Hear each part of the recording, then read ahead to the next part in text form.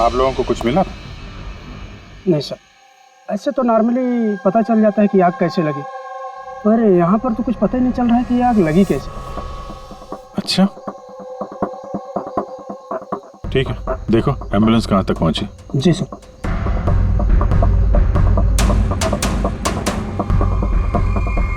बहुत बुरी तरह से झुलस गया। कमाल है, कुछ पता ही नहीं चल रहा है कि आग कैसे लगी है।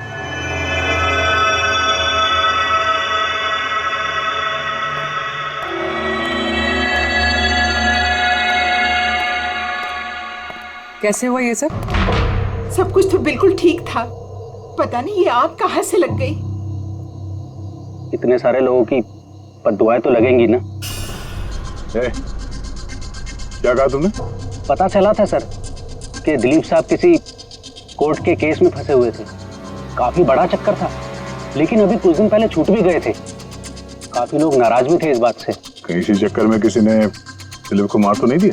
नहीं, कोर्ट ने बरी कर दिया था मेरे पति को, उन्होंने कुछ भी नहीं किया। क्या केस क्या था?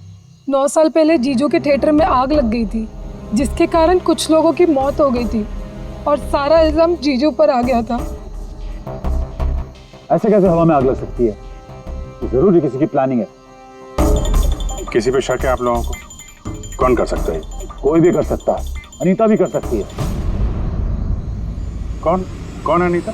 टोनी की वाइफ, और वो आज यहाँ आई भी है।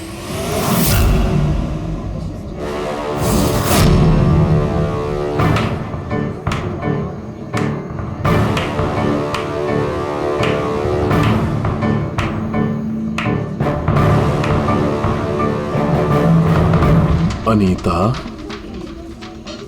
दूसरों का घर बर्बाद करके अपने परिवार के साथ खुशियां मनाई जा रही है।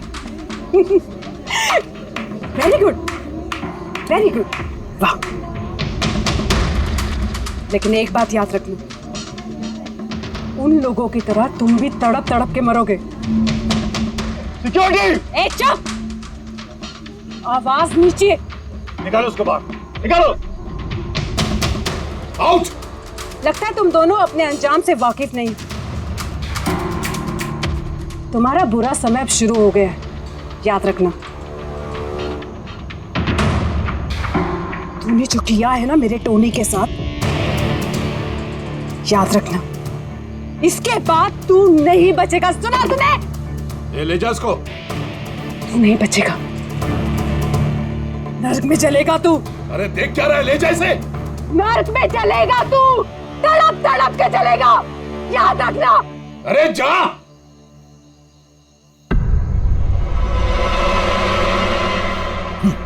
Let's enjoy Rohan. अरे भूल जाओ।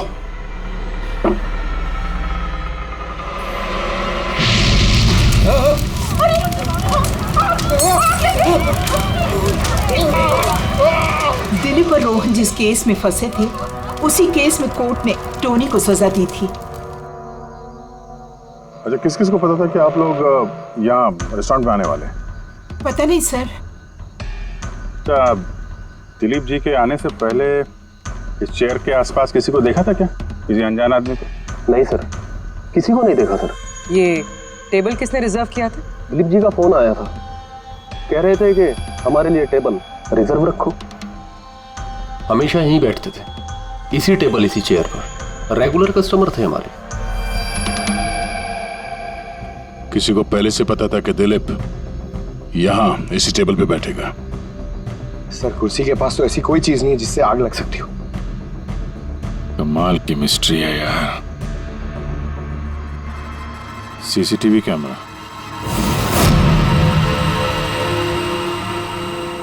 इसके फुटेज से पता चलेगा क्या हुआ था यहाँ पे।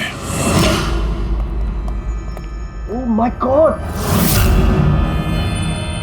ये सब कैसे हो गया? कौन कर सकता है ये सब? उसी ने जिसने दिलीप का खून किया, सबूत मिटाने के लिए। तो ऐसे कैसे कोई मॉनिटर रूम में घुसा है? सिक्योरिटी कहाँ है तुम्हारी? सर, इस रूम में सिक्योरिटी की जरूरत ही नहीं है, इससे पहले कभी ऐसा हुआ ही नहीं है। सर, सर मुझे नहीं लगता उसके पास टाइम होगा सीसीटीवी फुटेज डिलीट करने का। सर, उसने बस तोड़फोड़ कर दी है। अगर हम किसी एक्सपर्ट को बुलाते हैं सर, तो वो शायद हार्ड डिस्क से रिकवर कर पाए सर।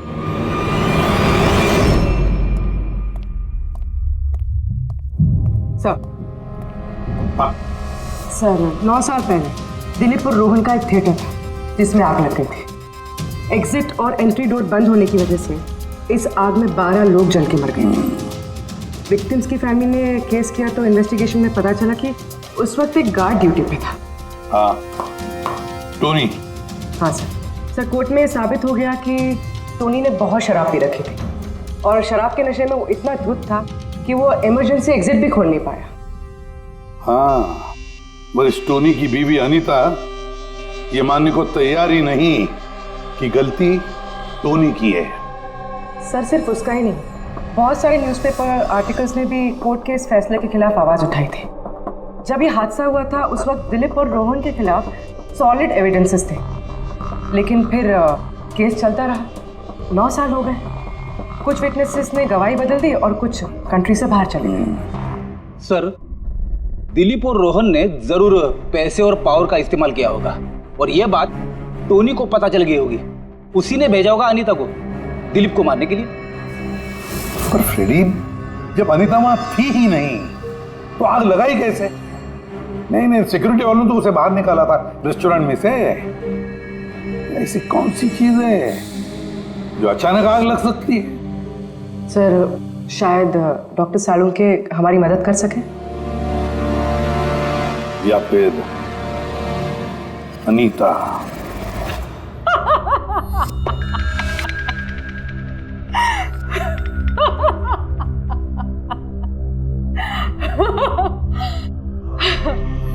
किस बात पे इतना हैरान है?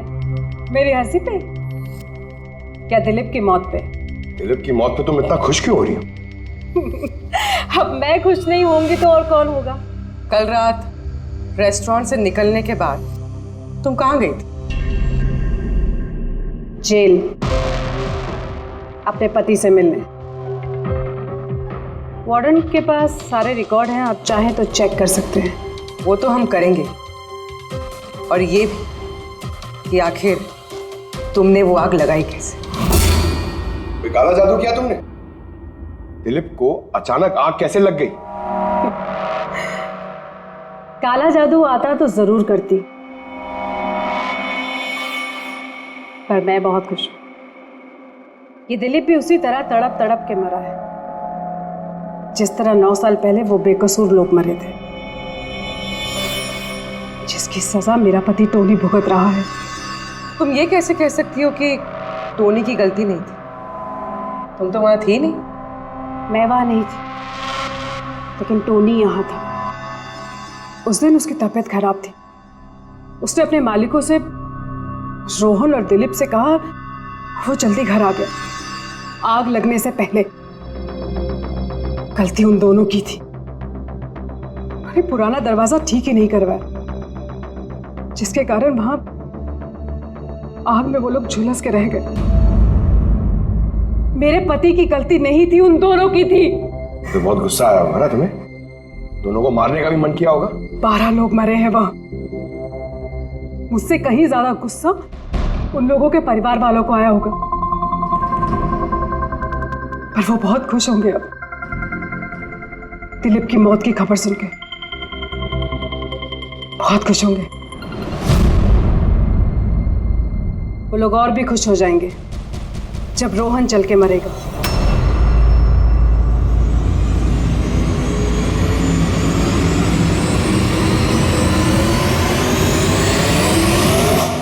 सर 42 लोग हैं, उन 12 विक्टिम के करीबी रिश्तेदार और फैमिली वाले। सस्पेक्ट ज्यादा और वक्त कम। सर सबसे पहले इन 42 लोगों में से उन लोगों के नाम हटा देते हैं जो कल दिलीप की मौत के वक्त शहर में नहीं थे। 9 साल हो गए इस बात को। शायद कितने लोग देश भी छोड़कर चले गए होंगे और कुछ लोगों की मौत भी हो गई होगी। फिर भी पता तो लगाना ही पड़ेगा। देखो कितने लोग शहर में थे जब दिलीप की मौत हुई।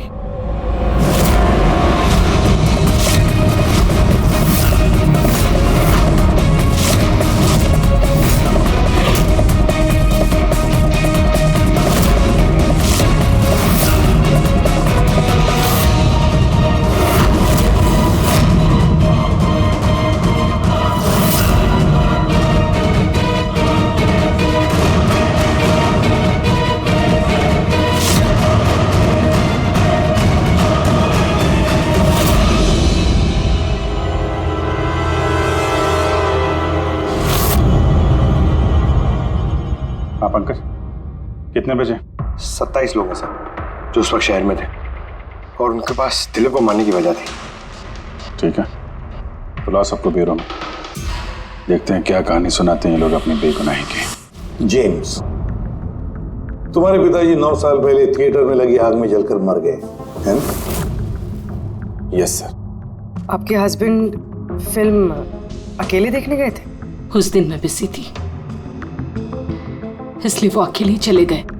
कल रात कहाँ पर थे तुम? सर मैं अपने फ्रेंड्स के साथ था। सर मैं पासपोर्ट ऑफिस गया था। उन दोनों को मैं ऐसे बच के नहीं जाने दूंगी। तो क्या किया तुमने? सोचा कि दिलीप से फेस टू फेस मिलूंगा और उससे पूछूंगा कि तुमने ऐसा क्यों किया। सर उसके बाद मैं अपने फ्रेंड के साथ घर पे गया। मैं अपनी वाइफ के साथ मॉल में था। सर आप मेरे फ्रेंड से पूछ सकते हैं। सर मैं उससे मिलता तो रेस्टोरेंट तक जिंदा नहीं पहुंच पाता। दिलीप को उसके किए की सजा मिल गई। मुझे मालूम चला रेस्टोरेंट से कि दिलीप के साथ क्या हुआ तो दिल को सुकून मिला सर। अब बचा रोहन, उसको भी उसके किए की सजा जरूर मिलेगी। अब इन 27 लोगों में से उन लोगों के नाम रहने दो जो घुमा फिरा के जवाब दे रहे थे और जिन्होंने अपने जवाब पहले से ही तैयार करके रखे थे।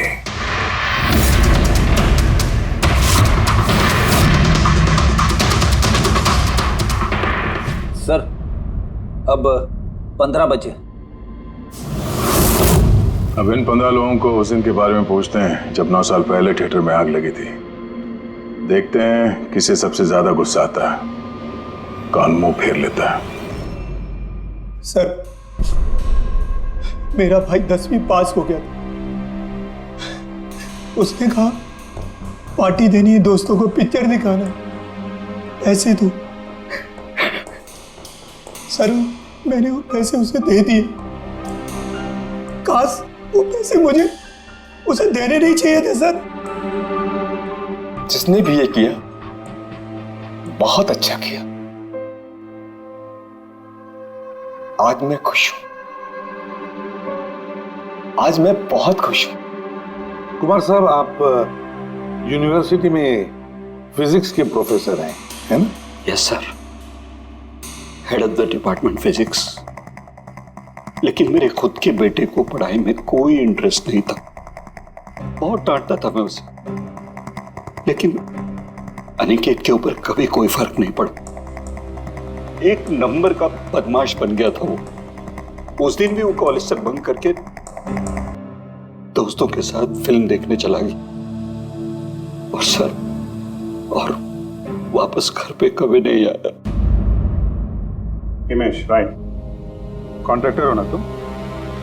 हाँ सर। हिमेश, 9 साल पहले तुम अपनी पत्नी के साथ फिल्म देखने गए थे उस थिएटर में। नई नई शादी हुई थी मेरी। सलोनी के साथ फिल्म देखने के लिए गया था। उसको भूख लगी थी। मैं समोसे लेने के लिए बाहर गया। मैं वापस आया तो देखा वहां के दरवाजे लॉक हो गए थे। वहां अंदर से लोगों के चिल्लाने की आवाज आ रही थी और धुआं निकल रहा था वहां से। सलोनी, मैंने सब दरवाजे खोलने की बहुत कोशिश की। सलोनी, मैंने बहुत कोशिश की। मैं पागलों की तरह दरवाजा को ठोकता रहा, पीटता रहा। सलोनी, सलोनी, सलोनी, सलोनी, सलोनी चिल्लाता रहा। अरे कोई दरवाजा खोल दो यार। सलोनी, सलोनी। लेकिन मैं कुछ नहीं कर सका सर, मैं कुछ नहीं कर सका। अपनी सलोनी को मैं बचा नहीं सका। वहां पे एक गार्ड भी था ना, टोनी, उससे भी दरवाजा नहीं खुला क्या? नहीं था सर। वहां कोई और गार्ड, किसी और को देखा था तुमने? कोई नहीं था सर, कोई नहीं था। मैं 9 साल पहले जो बात कोर्ट में कहा वही आज कह रहा हूं। जब सिनेमा हॉल में आग लगी थी उस वक्त टोनी वहां पर नहीं था सर।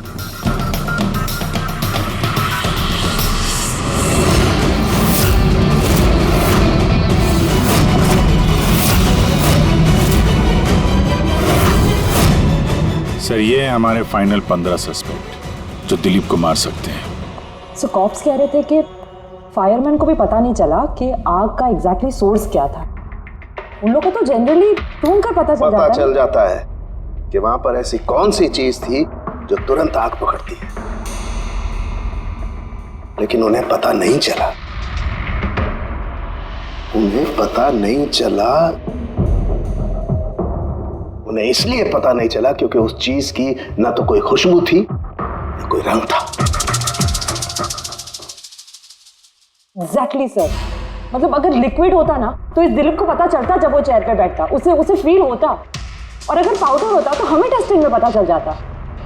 इसका मतलब ये तो गैस, जिसका मतलब ये गैस है। गैस? तो इसीलिए उस फायरमैन को पता नहीं चला कि किस चीज से आग लगी है। इनफ्लेमेबल गैस बॉस, जिसे सिर्फ एक स्पार्क की जरूरत होती है आग पकड़ने के लिए। अच्छा, मुझे एक बात समझ में नहीं आ रही है। दिलीप इस कुर्सी पर बैठा था, तो गैस कुर्सी पर आई कहां से? कुर्सी से ही। क्या? कुर्सी से? वो ऐसे बॉस, जिस चेयर पे ये दिलीप बैठा था उसके नीचे की तरफ किसी ने ज्वलनशील गैस का स्प्रे किया हुआ था।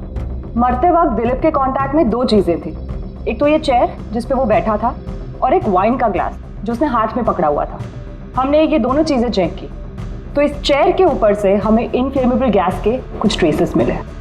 बॉस, हमारे आसपास वातावरण में स्वतः ज्वलनशील पदार्थ होते हैं जो कभी कभी स्पॉन्टेनियसली जल जाते हैं, जैसे कि मार्श गैस एक नेचुरल बायोगैस है और ज्वलनशील गैस इसका मेन कंपोनेंट है।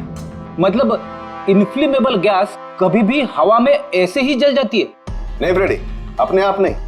जब वातावरण में बहुत ज्यादा गर्मी पैदा हो जाती है और वो वातावरण की ऑक्सीजन के साथ मिल जाती है तो एक सुपर हाई टेम्परेचर का निर्माण होता है, जिसकी वजह से ये आग लगती है। लेकिन सालून के साहब, वहां तो ऐसे कोई हाई टेम्परेचर वाली चीज थी नहीं। एग्जैक्टली, ऐसा कोई डायरेक्ट सोर्स नहीं था जिससे गर्मी पैदा हो सके बॉस। इसीलिए मुझे लगता है खूनी ने कोई एक्स्ट्रा डिवाइस का इस्तेमाल किया है ये अचानक इतना ज्यादा टेम्परेचर बढ़ाने के लिए। और ये कुर्सी तो तैयार बैठी थी, इसे तो सिर्फ एक स्पार्क की जरूरत थी। पर सर, ऐसे कोई हीट कैसे पैदा कर सकता है? हाँ, कर सकते हैं ना पूरी। जैसे उदाहरण के तौर पर मैग्नीफाइंग ग्लास पर सूरज की किरणों को खास तरीके से फोकस करके हम बचपन में कागज जलाया करते थे।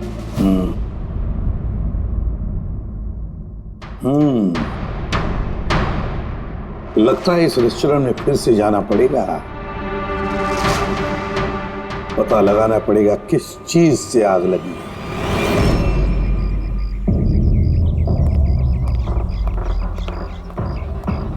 पूरा एरिया छान मार लिया सर, लेकिन ऐसी वो चीज ही नहीं मिली जिससे आग लग सकती है। और ये ओपन रेस्टोरेंट है। जब खूनी ने दिलीप के चेयर के नीचे वो इनफ्लेमेबल गैस स्प्रे किया तो किसी ने तो देखा होगा। वही तो, चेयर में अपने आप आग लग गई और दिलीप चल के मर गया। किसी ने कुछ देखा नहीं और ना ही कोई सबूत हमारे सामने आ रहा है। सर, उस डेटा एक्सपर्ट ने सीसीटीवी फुटेज रिकवर कर ली है, आप देख सकते हैं सर। गुड, तुम लोग यार देख लो, तब तक मैं देखता हूँ यहाँ पे कुछ मिलता है क्या। सर, दिलीप और उसकी फैमिली के आने के 15 मिनट के पहले की फुटेज है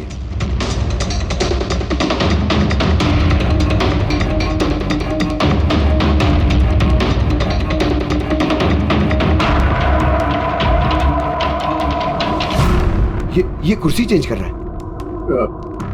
इसका कोई दूसरा एंगल है क्या? इसी टाइम का चेक करो। एक मिनट सर।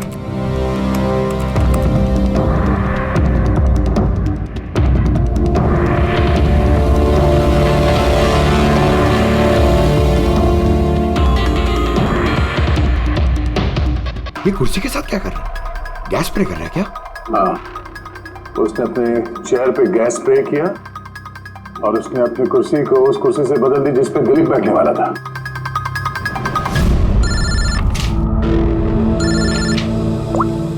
आदा। अच्छा, great, good work, good work. क्या हुआ सर? जिसने भी दिलीप की कुर्सी के साथ छेड़खानी की ना, उसका पता चल गया है। वो एक आदमी है, उसका मिलता जुलता हुलिया भी मिला है। अब देखते हैं, दया भेजने वाला है फोटोग्राफ।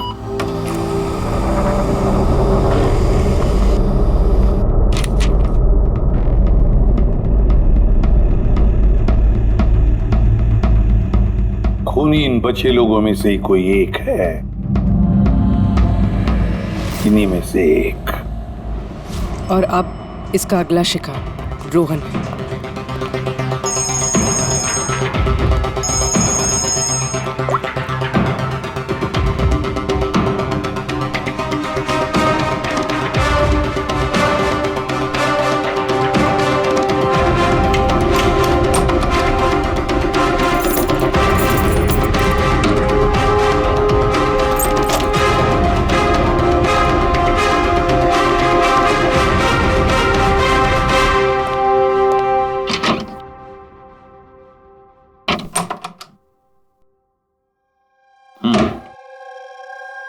मुझे लगता है कोई मेरी और दिलीप की रिहाई से खुश नहीं है। मेरी जान को खतरा है यहाँ पर।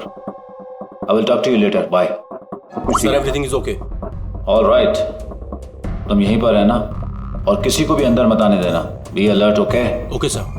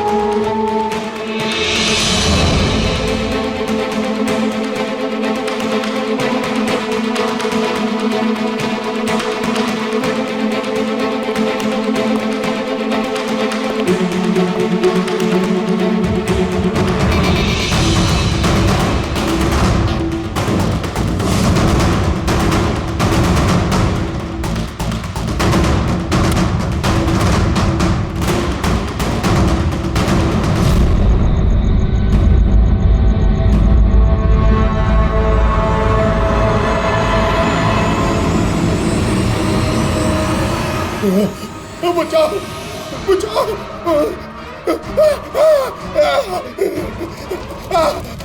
बचाओ, परे परे, बचाओ बचाओ,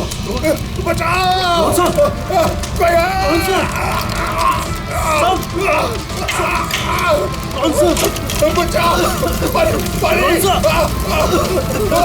कौन सा?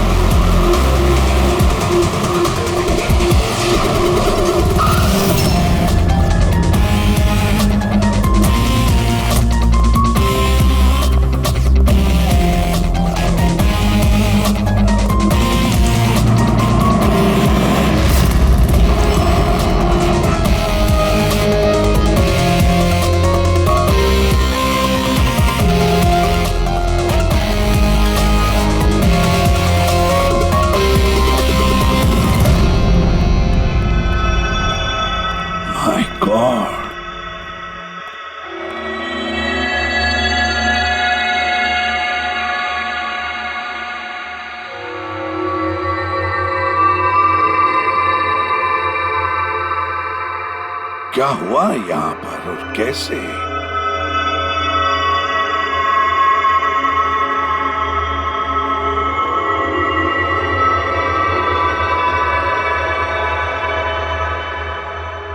यहाँ पर भी और किसी किस्म की कोई स्मेल नहीं है, इस जली हुई लाश की बदबू के। यानी ये मर्डर भी इन्फ्लेमेबल गैस से हुआ है? शायद। ये सब हुआ कैसे? हाँ? सर मैं रोहन सर का बॉडीगार्ड हूं सर। अच्छा, तो फिर ये आप लोग कहाँ थे जब ये सब हुआ? सर रोहन सर ने मुझे बाहर निगरानी के लिए कहा था, तो थोड़ी देर के बाद सर उनके चिल्लाने की आवाज आई तो मैं उनके कमरे की तरफ भागा, लेकिन सर दरवाजे के चारों तरफ से धुआं देखा तो मैं दूसरी चाबी से दरवाजा खोल के अंदर गया तो देखा कि सर रोहन सर जले पड़े थे। आप लोगों को भी कुछ पता नहीं है? कमाल है, कमरे के अंदर कोई लीड नहीं मिला, शॉर्ट सर्किट नहीं हुआ है, ये पर्दा अंदर से बंद है, ये विंडोज परमानेंटली क्लोज्ड है, कोई बाहर से अंदर भी नहीं आ सकता। अब बाहर से अंदर कोई व्यू भी नहीं है, कोई देख नहीं सकता, तो फिर आदमी मरा कैसे? इससे लगी है आग बॉस।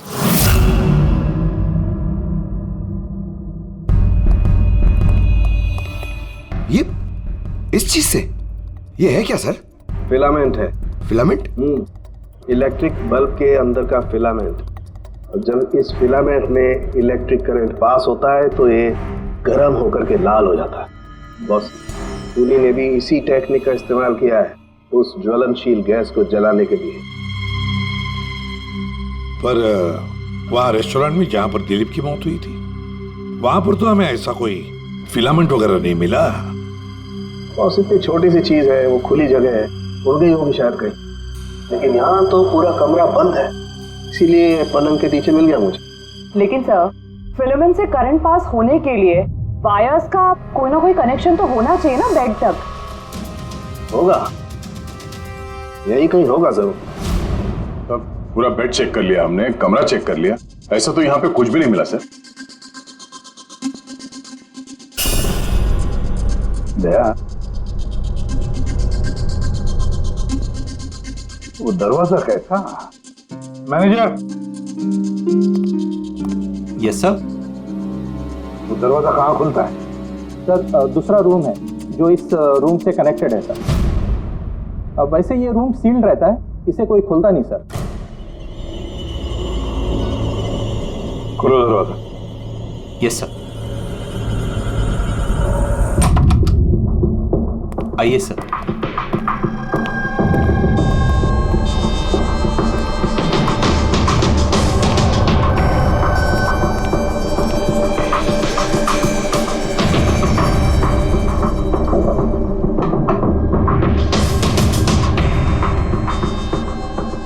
मैनेजर साहब, किसका कमरा है ये? कौन रहता है इस कमरे में? गेस्ट है कोई सर, डिटेल्स चेक करनी पड़ेगी। मंगाओ। Okay sir.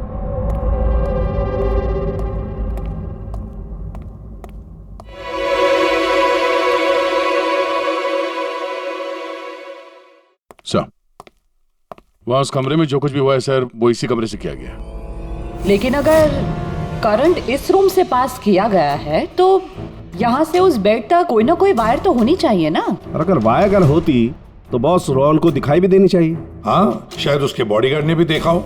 बुलाओ उसके बॉडीगार्ड को। आप आओ यहाँ।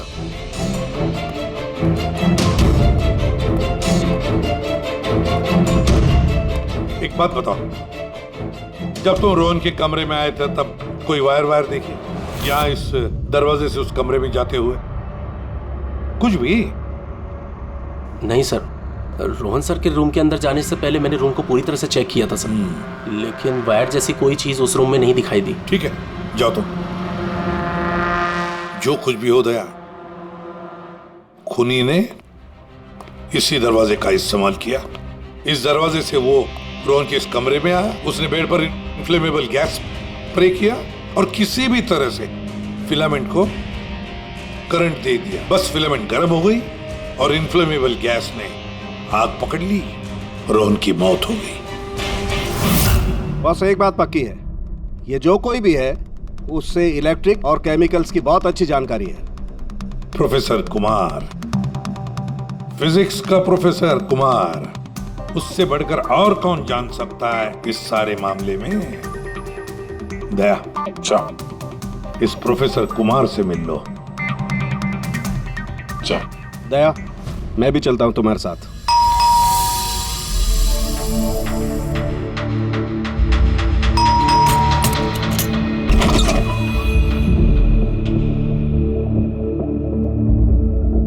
प्रोफेसर कुमार है घर पे? हाँ है, लेकिन आप लोग? सीआईडी सब ठीक तो है ना साहब? हाँ, उनसे कुछ पूछताछ करनी है। कहाँ है वो? बाहर बच्चों को पढ़ा रहे हैं, मैं बुला के लाता हूँ। कोई बात नहीं, हम देखते हैं।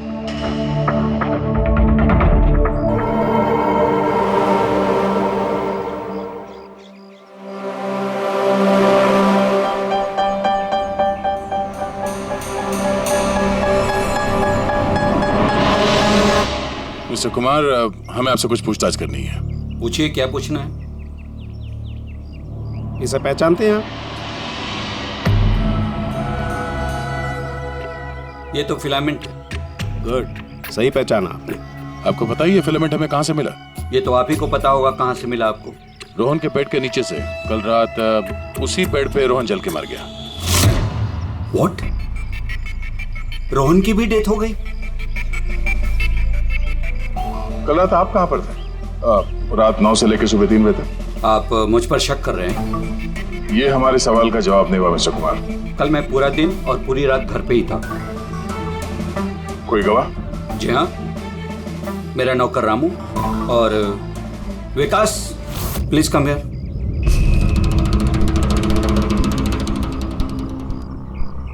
Yes sir. इन्हें बताओ मैं कल कहाँ था। सर हमारे एक्स्ट्रा क्लासेस ले रहे थे यहीं पे सर।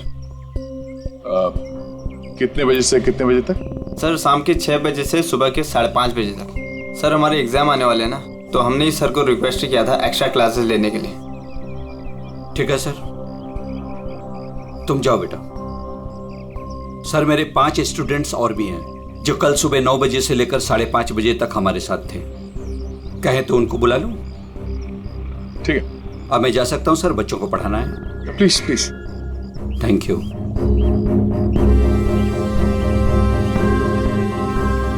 हाँ, तो बच्चों में ये कह रहा था कि बिना सोल्डरिंग वायर के भी हम मदरबोर्ड फिक्स कर सकते हैं with the help of adhesive conductor.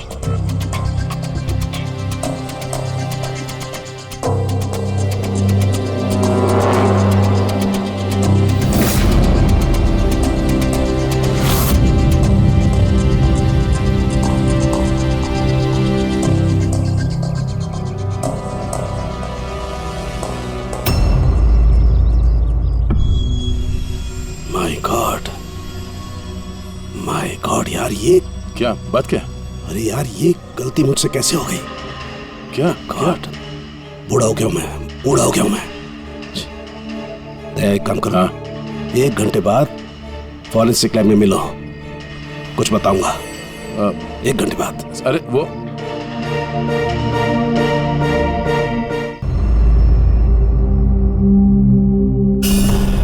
लो बस, एक काम करो, इस स्विच से इन बल्ब्स को जलाओ। इस स्विच से?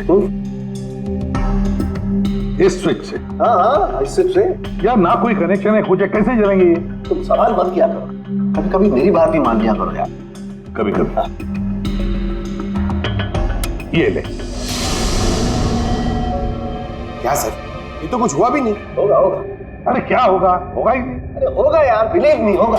1 मिनट। क्या इसकी तबीयत ठीक है ना? हाँ? तो पता नहीं क्या हुआ है, वो जब से वो प्रोफेसर कुमार से मिलके आया ना, बस बल्ब के साथ ही खेले जा रहे हैं। बात बताओ, वो फिंगरप्रिंट्स का क्या रिपोर्ट आया? वही जो फिंगरप्रिंट्स तुमने होटल वाले से लिए थे और रूम में उठाए थे।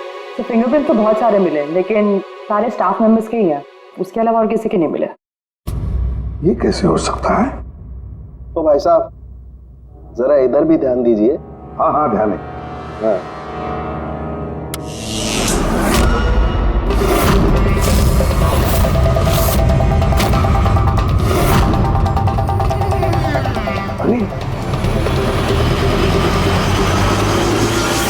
सर ये बल्ब जलने कैसे लगे? क्या बात है सालुंकी साहब, बिना वायर के सारे बल्ब जला दिए।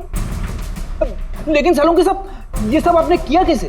ठीक वैसे ही हुआ ये फ्रेडी, जैसे कि खूनी ने किया था उस दिलीप की कुर्सी पे और रोहन के बेड पे। जादूगर सालुंखे, जरा साफ साफ बताइए, आपने ये किया कैसे? करंट क्या हवा में से आया? हवा में से नहीं आया बॉस, करंट आया है इलेक्ट्रिक पेंट के जरिए। Electric paint? हाँ, इलेक्ट्रिक पेंट।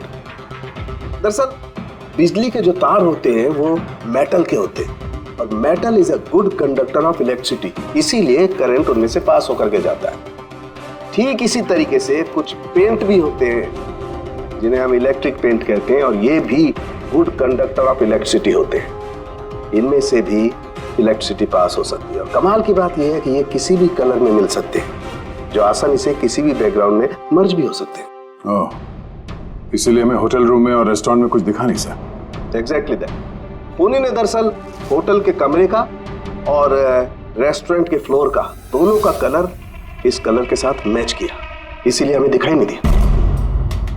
तो ये इलेक्ट्रिक करंट, आई मीन ये जो इलेक्ट्रिक पेंट है, ये आसानी से मिल जाता है? हाँ, मिल सकते हैं। दरअसल इलेक्ट्रिक सोल्डरिंग और रिपेयरिंग के काम में आते हैं, और इनकी सबसे बड़ी खासियत ये है कि ये आमतौर पर नंगी आंखों से दिखाई नहीं देते, सिर्फ इंफ्रारेड लाइट में ही ये दिखाई देते हैं। मैं दिखाता हूँ।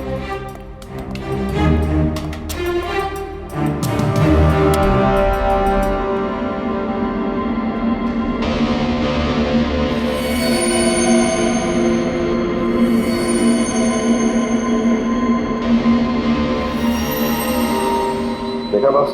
हाँ, खूनी ने भी ऐसे ही इस इलेक्ट्रिक पेंट का इस्तेमाल किया और ये सर्किट बनाया।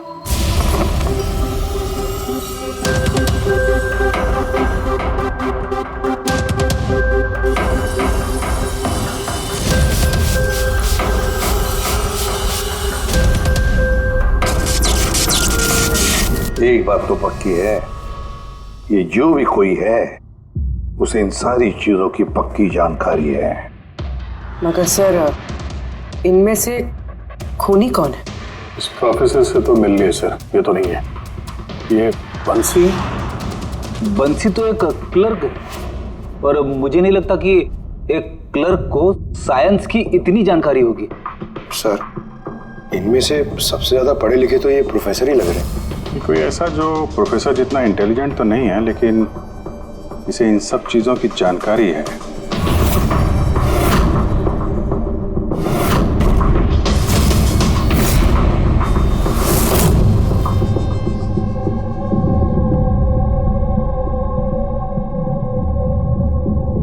वो ये है अभिजीत, ये है वो। याद है क्या कहा था इसने, कि क्या काम करता?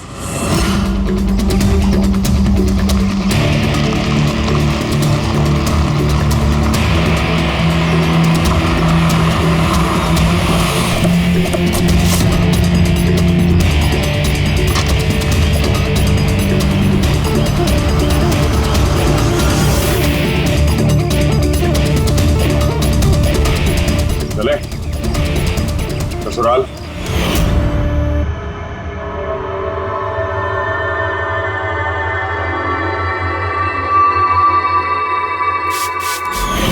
दिलीप और रोहन पर केस हुआ था, लेकिन मुझे मालूम था अपने पैसे और पावर के दम पर वो छूट जाएंगे।